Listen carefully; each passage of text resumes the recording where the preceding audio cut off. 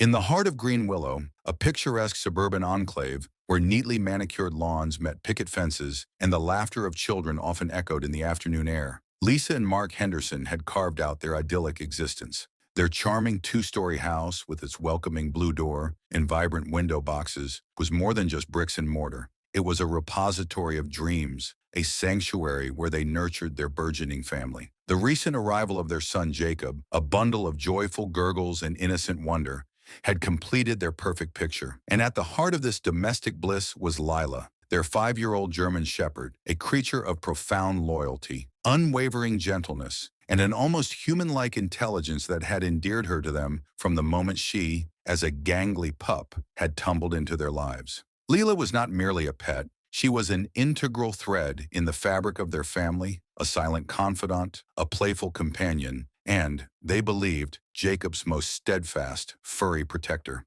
But the comforting predictability of their serene world, the very foundation of their peaceful nights, was about to be violently, inexplicably upended. An insidious change would creep into their home, originating from their most trusted guardian, a behavioral anomaly so profoundly alien to Lila's established nature, so deeply and primordially unsettling, it would hurl them into a terrifying maelstrom of escalating confusion, heart-wrenching fear, sleepless nights, and ultimately, towards an unbelievable, life-altering revelation. It was as if Lila, their devoted companion, their gentle giant, had suddenly become acutely attuned to an invisible, ominous disturbance, a silent, urgent alarm that only her primal, deeply ingrained instincts could register, a signal that would lead them down a harrowing path of doubt and despair they could never in their wildest imaginings have foreseen. The first unsettling tremor in their peaceful existence occurred on a Tuesday night, a night like any other, or so Lisa had thought. Jacob was sleeping soundly in his nursery, a cherubic angel bathed in the soft, reassuring glow of his whale-shaped nightlight. Lisa, lulled by the rhythmic hum of the baby monitor and the comforting presence of Mark sleeping beside her, had drifted into a light, contented sleep. She was abruptly jolted awake, not by a cry from Jacob, but by a sound that was both unfamiliar and instantly, chillingly wrong. A low, persistent, almost inaudible growl, yet one that vibrated with an unmistakable, deeply unsettling undercurrent of tension and warning. Her heart instantly constricted, then began to hammer against her ribs, a frantic, panicked drumbeat of nascent alarm that resonated in the sudden stillness of the bedroom. She slid out of bed, her bare feet making no sound on the plush hallway carpet, her every sense hyper-alert. She crept toward the nursery, her breath catching in her throat, an inexplicable, cold sense of dread, coiling like a serpent within her stomach. She paused at the slightly ajar doorway, peering into the dimly lit room, her eyes straining to penetrate the shadows, only to freeze in her tracks, every muscle in her body locking. A chilling, visceral realization dawning as she fully, horrifically comprehended the source, and, more terrifyingly, the innocent target of that disturbing, guttural sound. There, silhouetted against the faint glow of the nightlight, sat Lila, mere feet from Jacob's crib, her powerful, muscular body held rigidly taut and alert, her intelligent, usually soft brown eyes fixed with an unwavering, unnerving, almost predatory intensity on the peacefully sleeping baby. A sound that spoke of something ancient and protective, yet terrifyingly misdirected.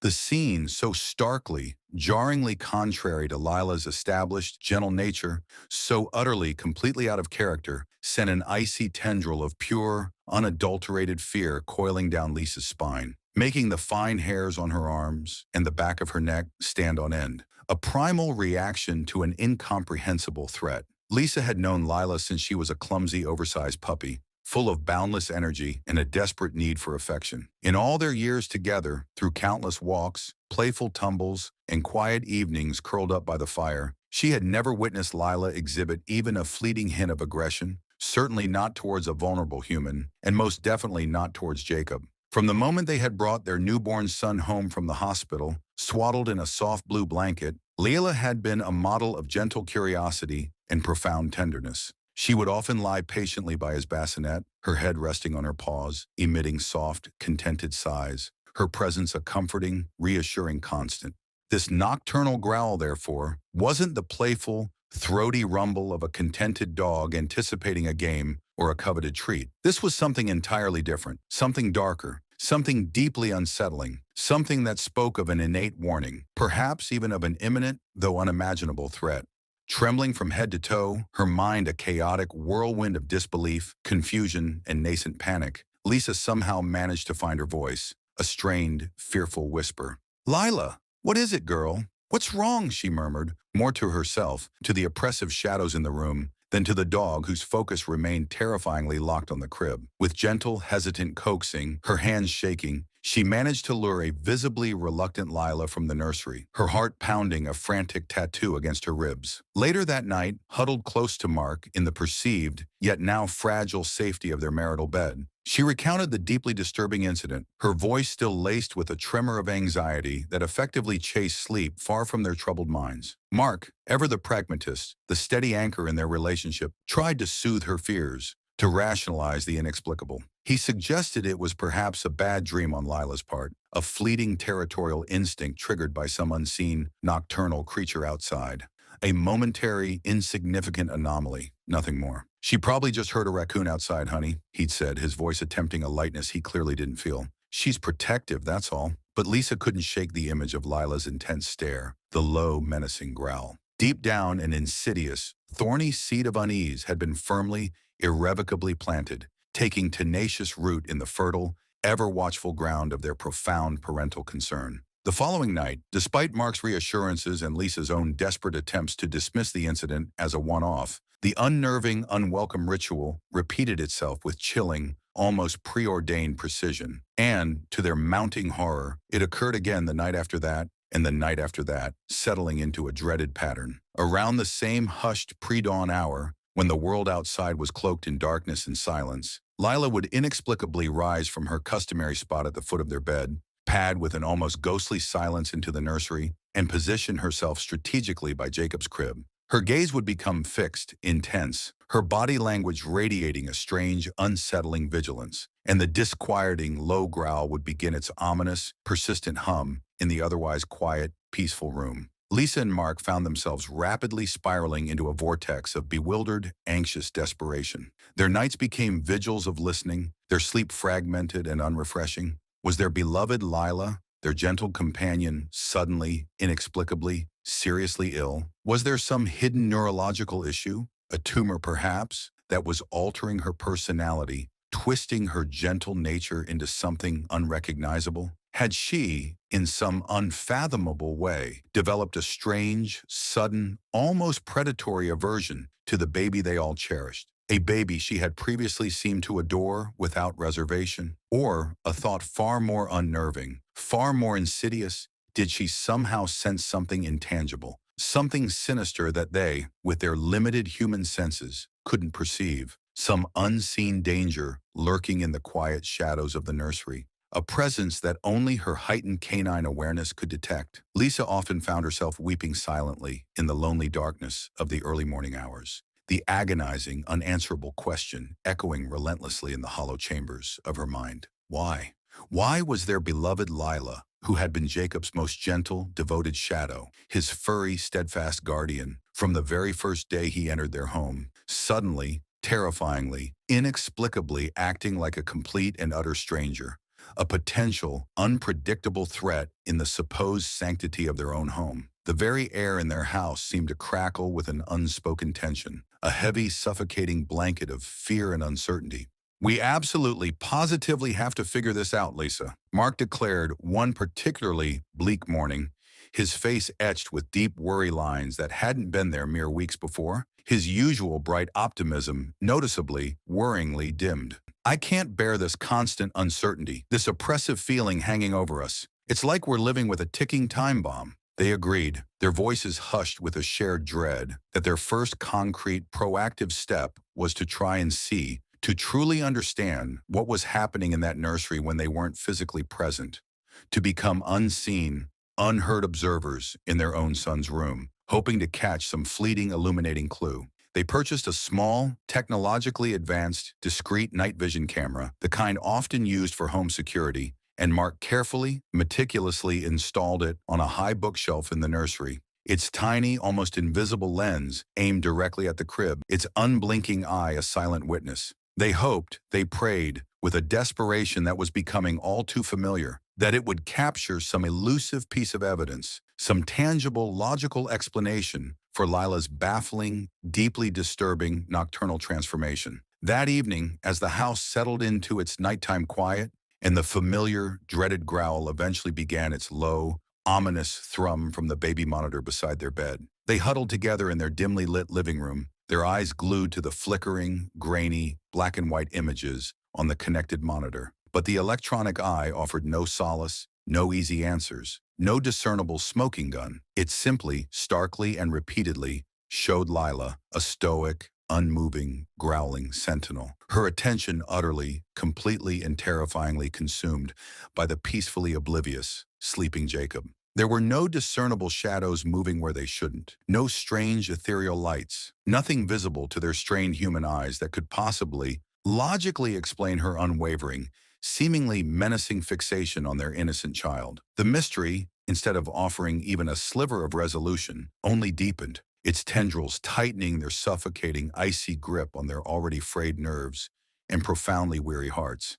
Each night became a repeat of the last, the monitor showing the same disturbing scene, amplifying their sense of helplessness. Their next logical, though increasingly desperate recourse, they felt, was to seek the professional counsel of their trusted veterinarian, Dr. Evans. Surely a medical professional, someone trained in the complexities of animal health and behavior, could shed some much-needed light on this alarming, inexplicable behavioral shift. They carefully, painstakingly recounted Lila's strange, consistently patterned nightly behavior, their voices thick with a palpable mixture of deep concern, lingering fear, and a desperate fading hope for a simple, easily treatable, organic explanation. Dr. Evans, a kind, compassionate woman in her late 50s, with a genuine love for animals evident in her gentle touch and patient demeanor, listened with her characteristic, unwavering attentiveness and profound empathy.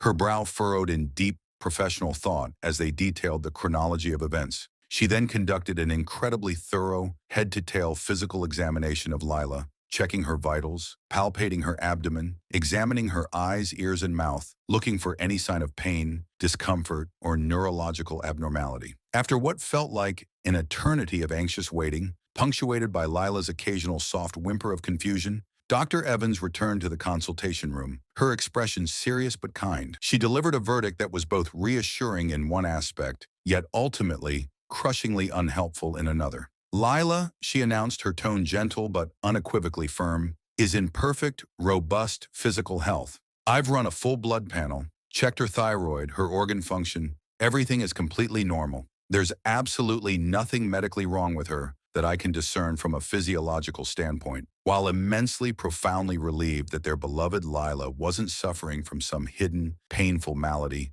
some insidious, personality-altering disease, Lisa and Mark felt a fresh, chilling wave of profound despair wash over them, threatening to drown their dwindling hopes. If it wasn't a physical ailment, if her body was sound, then what on earth could be the cause? The range of possibilities seemed to shrink dramatically, leaving only more frightening, less tangible, and far more difficult to address explanations, such as a sudden behavioral quirk, a deep-seated anxiety, or something far more sinister. Feeling increasingly adrift in a sea of uncertainty, they sought out a highly recommended, almost legendary canine behaviorist, a Mr. Alistair Henderson, a man renowned in their community for his almost intuitive, uncanny understanding of the complex canine psyche. He listened with quiet intensity to their detailed, emotionally charged tale of nocturnal growls, sleepless nights, and mounting parental anxiety. His expression thoughtful, his keen, observant eyes studying Lila, who lay calmly at their feet, seemingly oblivious to the turmoil she was causing. He observed Lila in their home environment over several hours, noting her otherwise impeccably gentle, affectionate demeanor with both Lisa and Mark, and, significantly, during the daylight hours, with baby Jacob, whom she would often nuzzle softly or watch with a gentle, protective gaze. This is indeed a perplexing case, he finally conceded, stroking his neatly trimmed gray beard, his experienced eyes still thoughtfully appraising Lila. Sometimes, he mused, his voice a calm, steady baritone, dogs with their incredibly acute, finely tuned senses that far surpass our own limited human capabilities, can perceive phenomena that are entirely beyond our awareness. It could be a persistent, high-frequency noise, imperceptible to the human ear, perhaps from a faulty appliance or even from something outside the house. It could be a subtle, almost undetectable vibration in the house structure, something that makes her feel uneasy or threatened. Or, though admittedly less common for this specific, targeted type of behavior you're describing, it could even be something as potentially serious as a minute, odorless gas leak, something she instinctively recognizes as dangerous.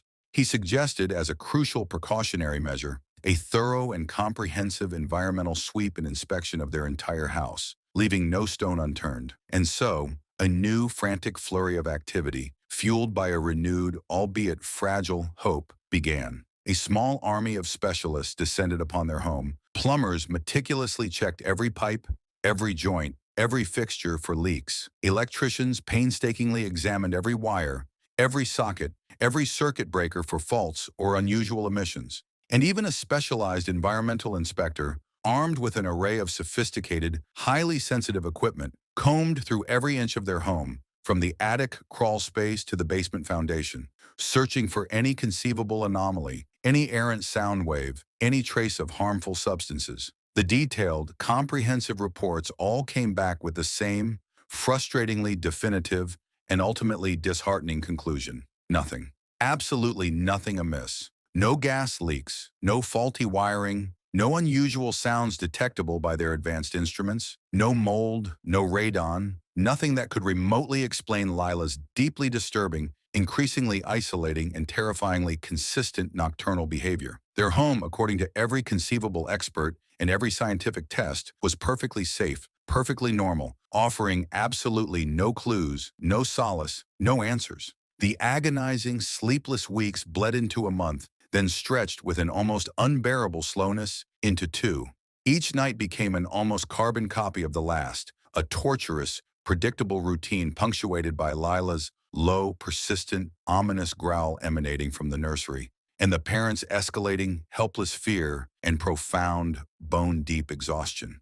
They were emotionally frayed, their nerves stretched to the breaking point, living constantly on a knife's edge, their already fragmented sleep further shattered by anxiety, their days shadowed by the oppressive weight of the previous night's unresolved tension and the dread of the coming one. The night vision camera in Jacob's room, once a beacon of desperate hope for a quick resolution, had transformed insidiously into a source of both morbid fascination and grim, nightly confirmation of their utter powerlessness. It only ever, without fail, showed the same disturbing, inexplicable scene. Lila, a stoic, unmoving, growling sentinel, her attention utterly, completely, and terrifyingly consumed by the peacefully oblivious, sleeping Jacob. The awful, unspoken, yet increasingly persistent thought, one that had once seemed so unthinkable, so monstrous it was dismissed out of hand with revulsion, began to surface with increasing, painful frequency in their private, exhausted moments. A toxic, insidious whisper in the dark, lonely recesses of their tired, overwrought minds. Perhaps for Jacob's ultimate, unequivocal safety, for their own desperately needed sanity and peace of mind, they would have to make the truly heart-wrenching, soul-destroying decision to part with Lila, their beloved, loyal companion of so many years. The very idea was a physical ache, a deep, tearing wound in their hearts, a profound betrayal of the unwavering love and loyalty they had always felt for their devoted companion, the dog who had shared their joys and comforted them in their sorrows. How could they even begin to consider such a devastating course of action? Yet as the terrifying nights wore on, the counter-question became equally, if not more, pressing. How could they not, if their precious, vulnerable baby was, even potentially, however remotely, at risk from the very creature who was supposed to be his most steadfast, loving protector? Lisa would often find herself late at night, after another fruitless vigil by the monitor, simply sitting on the nursery floor, tears streaming silently down her face, watching Lila, trying desperately to reconcile the gentle, loving companion she knew and cherished with this strange, unnervingly focused, growling sentinel. She felt utterly trapped, her heart aching with an impossible, agonizing dilemma, a choice no loving pet owner, no devoted parent should ever have to contemplate. The strain was beginning to affect their relationship too, with hushed, tense conversations replacing their usual easygoing banter, and a shadow of unspoken fear constantly lingering between them. Then, one fateful, unforgettable night, a night that would forever be seared into the very fabric of their memories. A night that began, just like all the others, with a sense of weary dread. The established, terrifying, and maddeningly predictable pattern was violently, shockingly, and ultimately, miraculously shattered. Lisa was wrenched from a fitful, shallow, anxiety-ridden sleep, not by the familiar, low, menacing growl that had become the soundtrack to her nightmares, but by a sudden, shocking, almost deafening cacophony of sharp, urgent, undeniably hysterical barks, interwoven with more intense, deeply agitated, almost frenzied, guttural growling, a sound that ripped through the oppressive silence of the house like a thunderclap. She flew out of bed, her heart a cold, heavy stone plummeting in her chest. Mark instantly bolt upright and wide awake beside her, his face a mask of alarm, a shared, unspoken, primal terror propelling them with frantic, stumbling speed toward the nursery, their minds racing with 1,000 horrifying possibilities. As they reached the nursery doorway, their eyes struggling to adjust to the dim, shadowy light, Lila, in what seemed like a veritable frenzy of canine panic and desperation, darted towards Lisa, her movements quick and uncharacteristically frantic. She seized the soft fabric of Lisa's pajama pants firmly, but, even in her panic, surprisingly gently in her teeth, and began to pull, tugging her with a surprising, insistent, almost irresistible force towards Jacob's crib. There was absolutely no mistaking the raw, undiluted desperation in the dog's actions, in her wide, wild, pleading eyes, in the frantic whipping of her tail. Lisa's blood ran cold, an icy wave of stark, undeniable premonition of impending disaster gripping her very soul. This was profoundly, terrifyingly different from the previous nights. This wasn't a low, simmering warning. This was an undeniable, full-blown, five-alarm emergency. She lunged toward the crib, her hands outstretched, her breath catching in a painful sob, her eyes frantically, desperately searching Jacob's small, still, innocent form. He looked terribly, unnaturally peaceful, far too peaceful. She leaned closer, her trembling hand hovering over his tiny chest, desperate, praying to feel its familiar, rhythmic rise and fall, the comforting sign of life. Nothing.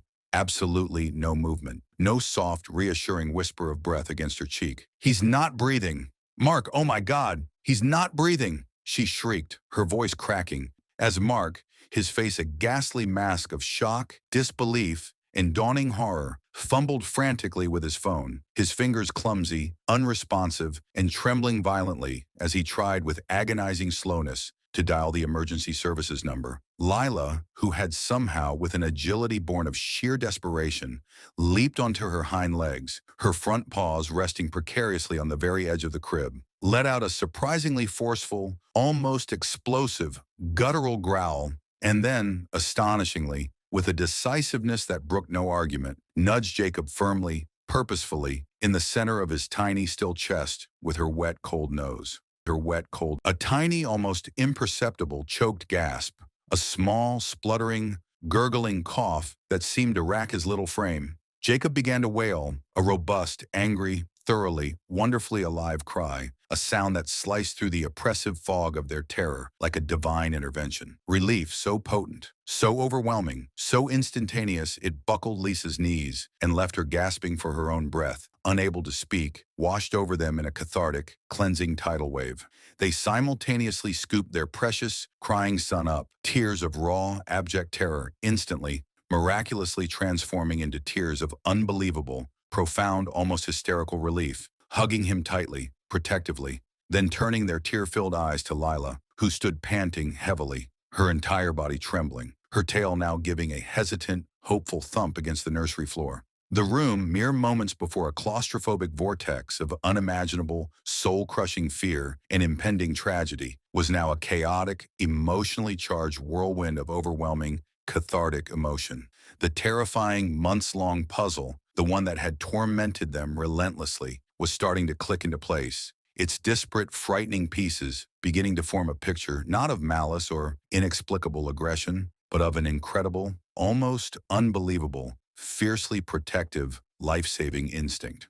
The following day, after a battery of comprehensive tests, endless, anxious hours spent pacing the sterile, hushed corridors of the pediatric wing of the local hospital, and countless whispered prayers for a positive outcome, the team of doctors, led by a kind but serious pediatric pulmonologist, delivered the definitive diagnosis that unequivocally, astonishingly explained everything, validating with scientific certainty the incredible, almost unbelievable truth of Lila's seemingly inexplicable, yet ultimately heroic actions. Jacob, their precious, seemingly healthy son, suffered from a rare and potentially life-threatening condition known as infantile sleep apnea, a disorder characterized by intermittent, sometimes prolonged, and often silent cessation of breathing during sleep. Lila, with her incredibly acute, finely tuned canine senses, senses that far surpassed any human perception, senses capable of detecting the most subtle physiological changes, had been with unwavering vigilance detecting these terrifying,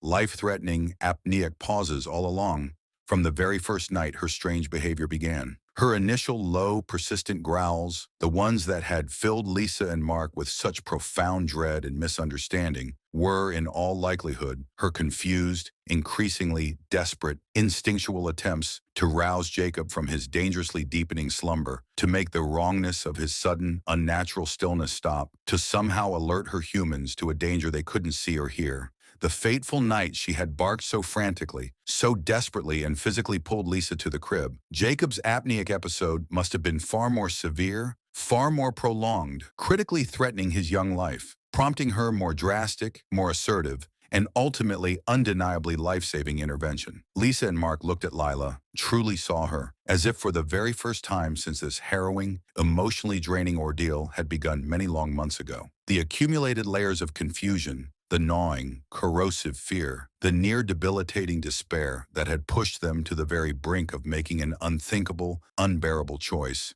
all of it dissolved in an instant, like mist under a rising sun, replaced by an overwhelming, tidal wave of profound, almost reverent gratitude, deep, humbling humility, and an awe that left them momentarily speechless. Their loyal, steadfast, often misunderstood Lila hadn't been a threat to their child. She had been his most vigilant, his most dedicated, his most courageous guardian, a silent, tireless, four-legged protector, using the only language she knew, the only tools at her disposal, her growls, her barks, her physical presence, to sound an urgent life-or-death alarm that they, in their understandable human limitations and fear, couldn't hear, couldn't decipher, couldn't comprehend. She was, without a shadow of a doubt, their hero, their baby's furry, four-legged, utterly devoted guardian angel. They knelt beside her, wrapping their arms around her strong, warm body, tears of profound understanding, deep, aching remorse for their prolonged doubts and misinterpretations, and boundless, unconditional love flowing freely, staining her soft fur. They whispered apologies and words of unending gratitude, promising her and silently vowing to themselves that they would never, ever again doubt her innate instincts, her unwavering loyalty, her profound connection to their family. Lila, it seemed, with her quiet wisdom and deep love, had known all along, patiently, persistently, night after agonizing night, waiting, hoping for them to finally understand the urgent, critically important, life-or-death message she was so desperately, so bravely trying to convey. The incredible, almost miraculous story of Lila's profound intuition and her unwavering, life-saving bravery quickly, and quite understandably, spread like wildfire through their close-knit, supportive Green Willow community, and even beyond, passed from neighbor to neighbor, friend to friend, a tale of astonishing canine heroism. Neighbors who had perhaps once whispered with hushed concern or even quiet judgment about the strange, growling dog next door, now spoke with open, unreserved admiration,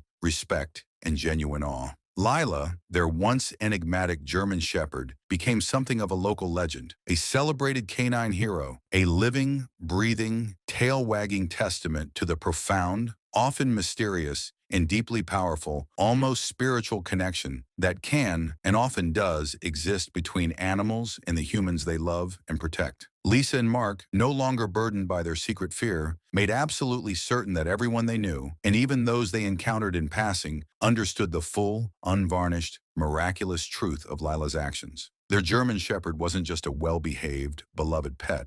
She was unequivocally a lifesaver, a constant, loving, furry reminder that sometimes the greatest, most courageous, most selfless heroes walk quietly among us on four paws. Their urgent, life-altering warnings, spoken in a primal, instinctual language that only the heart, often only in retrospect, and with the benefit of understanding, can truly, fully, and gratefully comprehend.